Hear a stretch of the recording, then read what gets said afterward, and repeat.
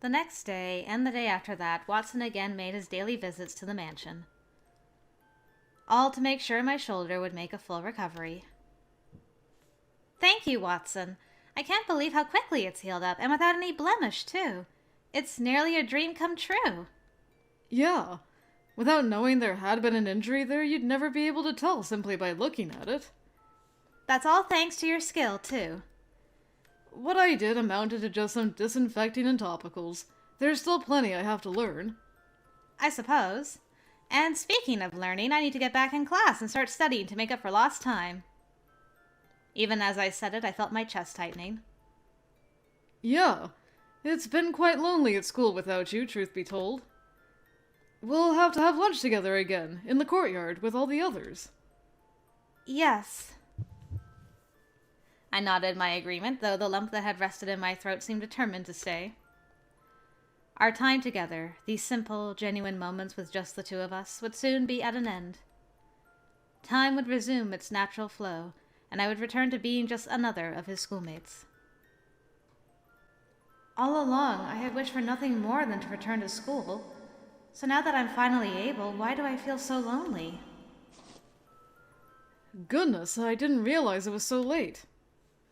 Watson glanced at the clock, its hands nearly signaling the time when he usually excused himself, and began making his way home. Are you leaving, then? No, not yet. There's something important I need to talk with you about first. Something important? Okay. I don't doubt that there are many things you haven't told me about yourself. Which makes sense, of course. We were born into completely different social classes. Watson? But unlike Holmes, I'm no savant when it comes to working out what others might be keeping secret just by observing their behavior or whatever it is he does. That's why I want you to tell me directly about the things that really matter to you. When something truly matters to me, you're the first person I want to tell. I wish you would do the same with me. Oh my god, I thought it was never gonna happen. I'm like, I swear, if you drag this out for like another 3 episodes of will they, won't they, I will slap a fish. Thank goodness. I love you, Emily. When I'm with you, I'm reminded of how inexperienced I am, and sometimes that realization makes me feel like crying. But still, I want to be by your side. I want to support you. His face was as still as stone, completely serious as he spoke. But if I'm not the man you choose, I can accept that. I can stand tall, proud of myself for mustering the courage to confess to you how I feel. Being with you has already taught me so many things, given me so much happiness. I was stunned into silence. I had no idea he had been holding in such feelings for me. Zero. I may be a detective, but I had no idea. But, as though his confession were the key that unlocked my own heart, I gave him my reply. I love you, too. I cherish the time I'm able to spend with you. For so long, you've helped and supported me. Really? Is it true? Yes, I really do. Praise be! Then I must ask, will you stay by my side? A fair warning, I'll likely be more of a headache than you expect, you know. I don't think that's true at all. And even if it might be, I'm sure I'll cause you plenty of trouble right back. It sounds like we'll be on even footing then. Thank you, Emily. He took me into his arms once more. I'm always sticking my nose into things. As the de facto head of this house, I have so many responsibilities. So many things I need to protect. I know that I'm a very restless person. And to say my butler is a handful would be putting it lightly. And, as you suspected, there are some important things I've been keeping from you. Yeah. Still, I don't know when it began, but it felt as though you were suffering whenever you were with me. It was difficult for me to see. You had always been so full of cheer, so rich with the vivacity of life. But seeing you so somber, I began to think perhaps we were never meant to be together. Nothing could be further from the truth. It's simply that when one is wholly serious about a matter, it does involve some emotional hardship. Yes, but... I felt my face begin to flush. I'm so happy. All this time, I never knew why you've treated me with such kindness. You have my apologies. I feel like for so long I've done little but caused trouble for you. Not at all. Sure, there have been difficult moments, but none of those were your fault. Before I knew it, I felt the warmth of my tears running down my cheeks. Why are you crying? I... Unable to stammer out a reply, I simply lowered my head. Emily. Sketch artist achievement unlocked? What does that mean? I'll take it, but whatever. I don't know what that means. He drew me closer to him, running his fingers slowly through my hair to comfort me. His touch soothed the frayed edges of my heart. I was so afraid. I thought that if it meant I was able to stay with you, just as we are now, I would rather my shoulder never healed at all. Watson listened intently as I talked, tears still moistening my eyes. I want to be by your side, but I hated that all I was thinking about was myself, about how I felt. I understand. Even now, I'm still uncertain what I ought to do. I found myself unable to say more. But no matter how you might feel about yourself, take one thing to heart. I still love you, no matter what. Aww, such sweet smiles. Everything about you. The way you bottle things up, how you hold back your tears, your carefree nature. Every individual quality makes you who you are, and the sum total of those parts is the girl I have come to love. Watson. Watson looked squarely into my eyes as he spoke. Hold on, I gotta take a look at this. Aw, you're holding hands, I was hoping. His cheeks were flushed, yet he made no attempt to turn his eyes away. And for my part, I was equally entranced by his gaze. No matter the aching in my chest, no matter how the tears flowed from my eyes, I didn't want to turn away from him. I've loved you since our first meeting, but my love only grew after I met you again and was bolstered by our every meeting since. He spoke, then fell silent for a time, though the intensity of his bearing was no less than before.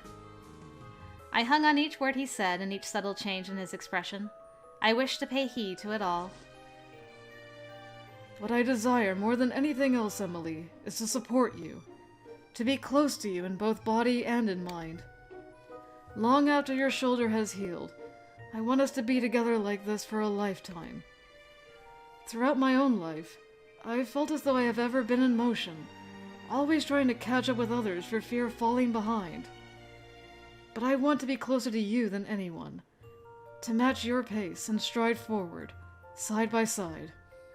He smiled shyly at me. It was like the sun peeking through clouds of gray, and within that ray of light was the power to disperse from my mind any remaining gloom that had lain upon it. Thank you.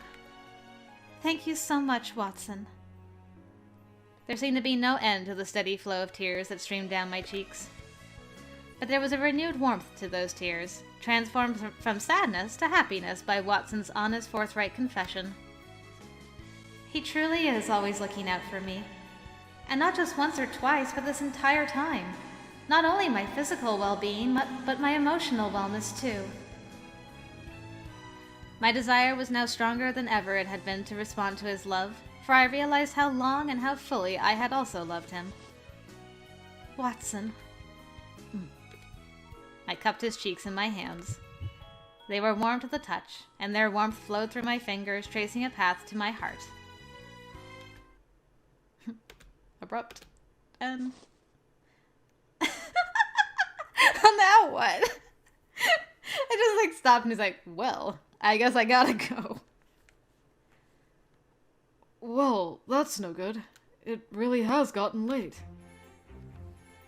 Watson had flipped open his pocket watch, and seeing the timepiece, I couldn't help but feel a sense of sadness as his departure loomed.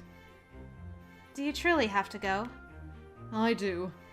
Wouldn't want to overstay my welcome and raise Pendleton's hackles, after all. I suppose. But let me see you off, then. We stepped out of the room and I saw him to the front door. Thank you for letting me remain so late. And, Watson hesitated a moment, fishing for his words. This weekend, would you like to join me for a little trip? A little trip? To where? The town of Chippingcampton. I've been tasked with an important job, and there's something there I need to investigate. An important job? So it's unrelated to your work with Holmes, then? Yes, it's an assignment given to me personally. I doubt it's a matter Holmes would have any chance of solving either. In fact, I'm certain of it. A case that even Holmes couldn't solve? Don't worry. I think with your help I'll be able to find what I need. Well, as much as I'd like to, I doubt Pendleton will give me permission. There's no way he would allow me to venture so far away to conduct an investigation with you. No sooner had the words left my lips, however, than I heard Pendleton's voice. I see no reason to keep you from going. What did you just say? I told you, I see no reason why you couldn't join Watson on his investigation. Really? You're honestly all right with that? I am. Provided, of course, that you stay in the Whiteley family home there at least. You can go and give your regards to the family servants that tend to the Major there. I have some business of my own to attend to this weekend, so I won't be able to accompany you directly, but shall follow by train when I am able. Thank you so much, Pendleton! Staying there will bring back so many memories. I can't wait! I can't believe we're still going. With Holmes, we confessed how to smooch and was and we're done. With Watson, it's we smooched, we had a lovely confession, and how would you like to accompany me to the countryside? I mean, yes, but we're still going? Alright. I'm not opposed. That weekend, Watson and I made our way to the Cotswolds. As we swayed gently with the train as it clattered along its tracks, the nostalgic scenery, familiar to me from childhood, filled me with excitement. At the end of our travel, we disembarked at the station in Chippingcampton. Located roughly 60 miles northwest of London, it was the town in which I had spent much of my childhood. The pastoral burg was rich in nature, with rolling pastures of sheep free to graze. Excuse me.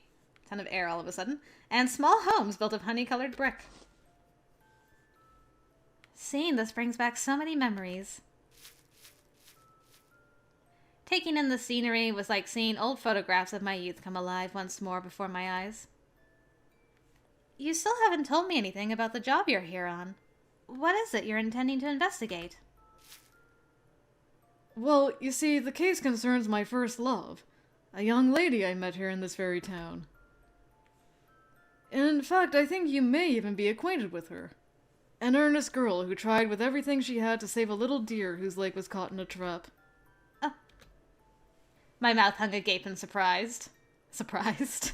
I'm so surprised. He's not proposing, right? Right? Nah. Right? Nah. Right? That means the boy who helped me really was him. Yes, Emily, we've been over this. It was you! The boy I met that day was you, wasn't it, Watson? Yeah. Here in Chippingcampton, we met for the very first time. When did you realize it? That I was the girl you had met here? From the very beginning. I knew it. I knew it. You mean... That's right. Ever since our meeting at Her Majesty's party. You were wearing a beautiful dress and other finery, but I was still able to tell immediately that it was you. Though, in contrast with your sadness on that day, your smile at the party was beautiful and bright. Even then, I wanted to bask in that smile. But I suppose now my desire has taken on an element of greed. Greedy? You? I'm serious. Now I want all of you for myself. Before knowing you, I had always been one to yield to others in everything. Watson placed a hand upon my head and caressed my hair. I couldn't help but feel rather embarrassed, but I felt a sense of happiness and comfort as well and let him go on. More of that Harada is coming out. You lost both of your parents at a young age. Her Majesty seemed to be acquainted with your mother, too. Even when I was here, I was always told to stay off of your family's land. You're the only successor to your family line, raised in relative isolation and secrecy. I had always thought there must be some deeper reason behind your move to London. Why are you so curious about it? I told you I came here on an investigation, did I not? I instinctively looked downward. You don't wish to tell me yet, then. That's fine. But when the day finally comes that you feel comfortable sharing with me the particulars, will you promise to tell me the whole truth? Yes, I promise.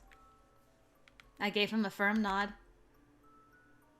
I'm a completely ordinary man, and, as you know, not always the most dependable of sorts.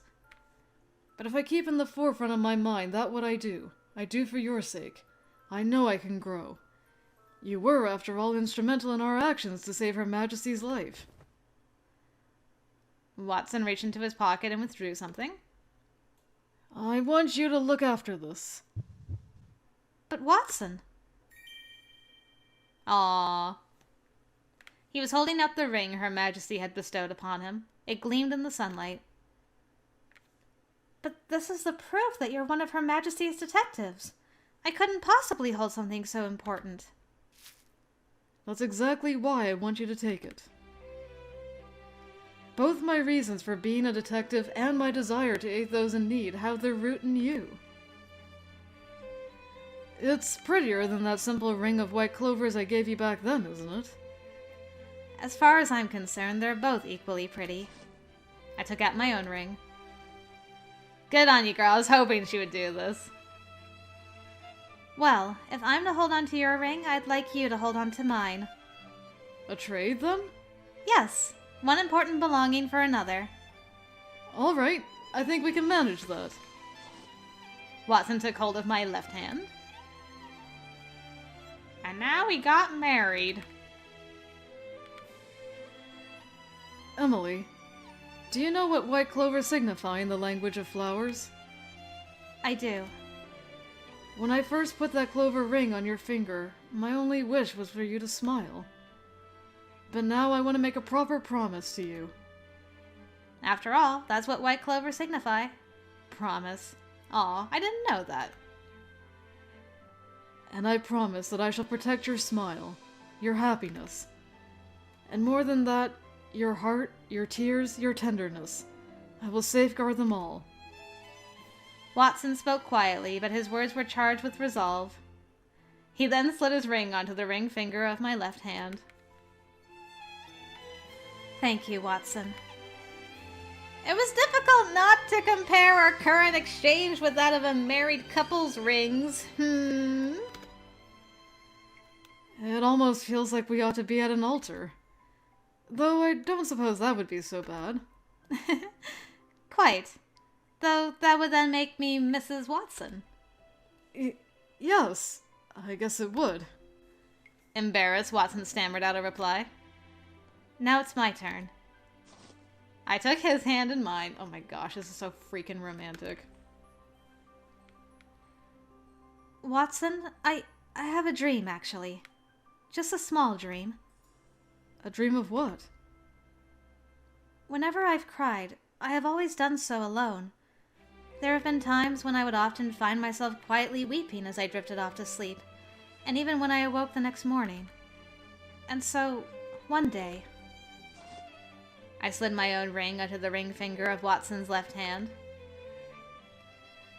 One day, I hope to be the first to greet you in the morning, and the last to say good night before you go to sleep.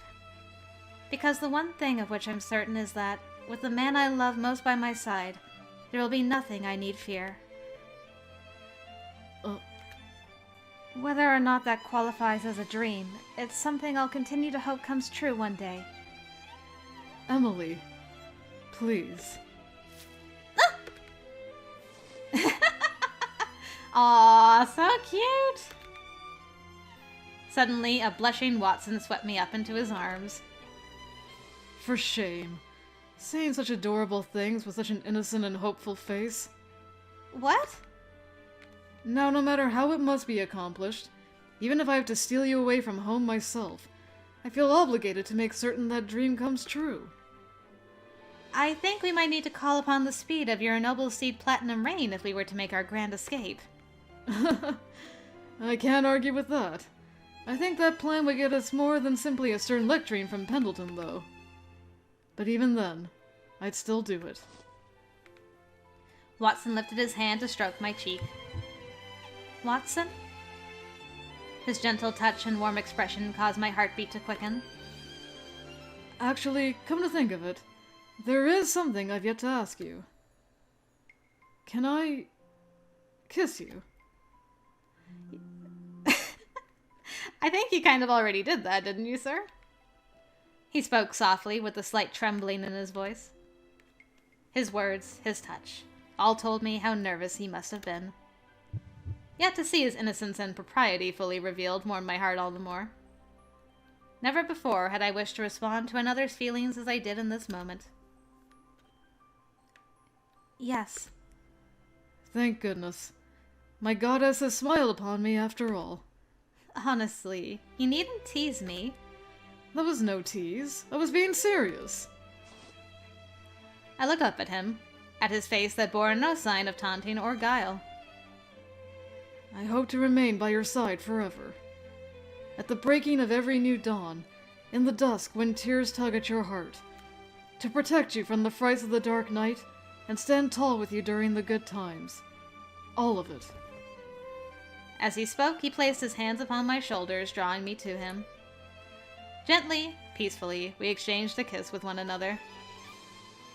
As we did, I felt the strength in Watson's arms. I entwined my arms around him, hoping to show how blissful I felt. Our rings, this kiss, it truly was like a little wedding, just the two of us. No matter the unease I might feel in the days to come, no matter how lost I might find myself or find my eyes welling with tears, I would no longer face such troubles alone. I would have Watson at my side, a man who accepted me for who I had always been. That thought alone was enough to conjure a smile. Together with Watson, I knew I could overcome any pain, any sadness, no matter how large it might loom. And in his strong, kind arms, I truly felt that I had found a happiness like no other. Never elementary. Now that makes sense. Watson's ring, proof of my promise with Watson, and a memory of the moment we shared in childhood. Ah, Crossing the Stars of Dawn has been opened. Destined End. Yay! Oh, my goodness. I'm so very thankful that Watson actually confessed. I was so worried these two were going to be dum-dums and not say anything. Because I was going to give him a heck for being like, really? All the trouble you gave Holmes for not confessing and ignoring her and stuff, and you're doing the exact same thing. But he pulled it in the end and got his girl and kind of semi-married her. Oh, good grief. Well, I really enjoyed his route. I was not expecting the whole childhood storyline, him being in love with her from the very, very, very beginning, recognizing her right away. That was so unexpected, but so lovely. I never did see this picture of him riding Platinum Rain. I kept waiting for that picture to show up. I'm like, is he just gonna show up in the middle of the night and be like, Emily, come with me? But not quite. Huh. I can't believe he got 2 confessions. Well, not 2 confessions, but like, well, it was kind of like 2 confessions. He got like a nice private one in her room, and then he took her out to the countryside, and they basically got married for all intents and purposes. Oh, Poor Holmes, he got like kind of shoehorned in the end and it took like 10 people to make it happen. Oh, I guess that just goes to show how different their personalities are though. We wouldn't want them any other way. We love them both. I'm going to reserve where my order is until after we've done Watson's epilogue route, by the by. I'm not gonna say which route I liked more just yet. I'm gonna wait till the epilogue. I'm really curious how that's gonna go. I also gotta get used to tall Watson again. So that's gonna take me a little bit of time. But yeah, I'm curious what his extra bit will be. Are we gonna get any more clues as to like the overarching story like we did with Holmes's?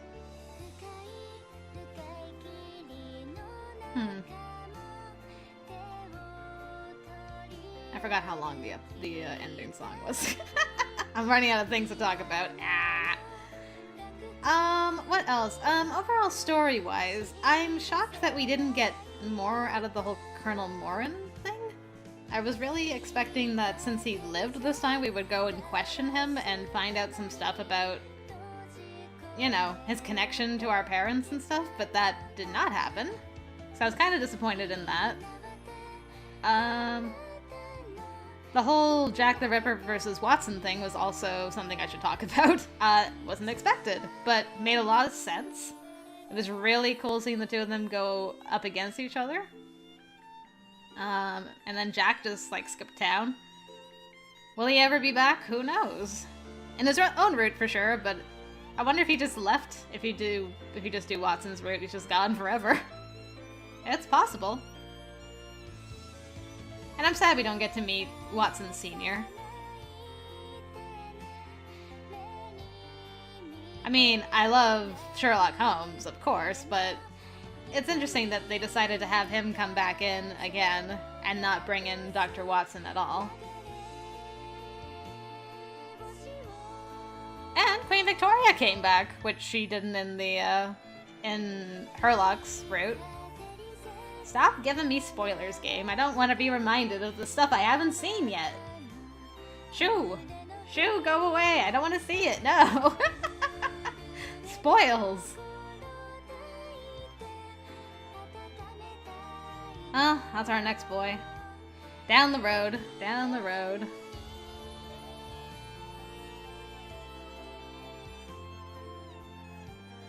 Alright, I think we're getting to the end. How dare you show a Herlock CG for the last thing? My heart.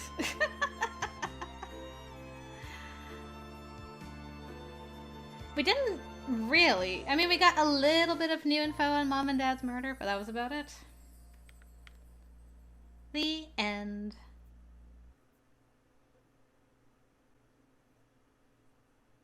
Alright, and we're back. So let's go take a look and see if that is what we thought it was. Watson after. Oh my goodness, there's like a crossover of things. Can I like... That's better. I didn't want to click on it and start it. That's gonna be for another time. Alright. Crossing the Stars of Dawn. I don't even know... I don't have a theory for what that could possibly be. But I guess we'll find out next time. For now, thank you guys very much for joining me for Watson's route. I hope you enjoyed it. It was full of sugar and surprising amount of angst and all kinds of good things. It was very, very enjoyable and super duper romantic, especially at the end there. So yeah, hopefully I'll see you for his epilogue and we'll see what's going on between him and Emily a little bit later. Alright guys, until then, I will see you later.